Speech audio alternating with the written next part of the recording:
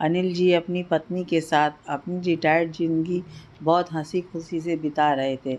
उनके तीनों बेटे शहर में अपने अपने परिवारों के साथ थे, लेकिन उन्होंने नियम बना रखा था कि दीपावली हो या कोई अन्य त्यौहार, तीनों बेटे सपरिवार उनके पास आएंगे, साथ रहेंगे, खाएंगे, वक्त बिताएंगे। पूरे एक सप्ताह था। वो एक सप्ताह कैसे मस्ती में बीत जाता था, कुछ पता ही नहीं चलता था।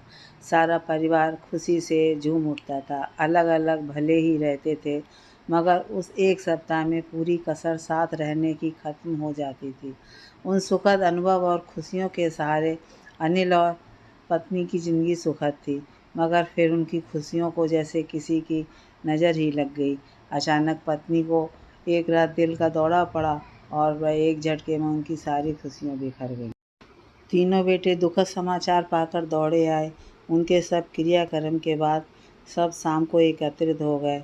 तब बड़ी बहू ने बात उठाई, बाबूजी, आप यहाँ अकेले कैसे रह पाएंगे? आप भी हमारे साथ चलिए। नहीं बहू, अभी यहीं रहने दो, यहाँ अपनापन लगता है।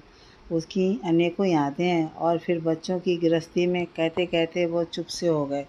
बड़ा पोता कुछ बोलने को हुआ, उन्होंने हाथ के इशारे से उसे चुप कर दिया। बच्चों, उसकी कुछ चीज़ें हैं, वो तुम लोग आपस में बांट लो। मुझसे अब उनकी साज संवार नहीं हो पाएगी। ये कहते हुए अलमारी से अनिल जी चांदी का सिंगारदान और सोने के पट्टे वाली पुरानी रिस्ट वॉच लाए। सब इतनी खूबसूरत चीज़ों पर लपक पड़े। अनिल जी इन दो चीज़ों से उसे बहुत प्यार लगाव था।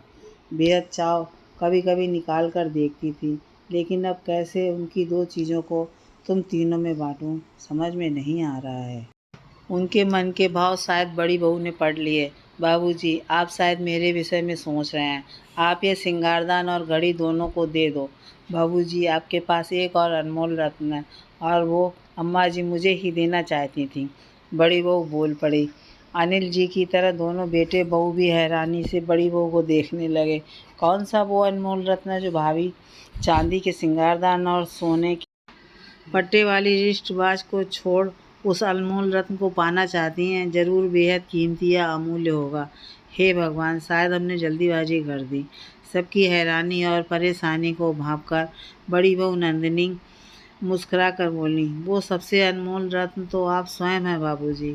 पिछली बार अम्मा जी ने मुझसे कह दिया था कि मेरे बाद बाबूजी की देख रेख तेरे जिम्मे है बहू। बस अब आप उनकी इच्छा का पालन करें और हमारे साथ चलें। अनिल जी की आंखें खुशी से और कृतज्ञता से भीग गईं। दोस्तों, जीवन में सबसे अनमोल हमारे माता पिता, हमारे बुजुर्ग हैं।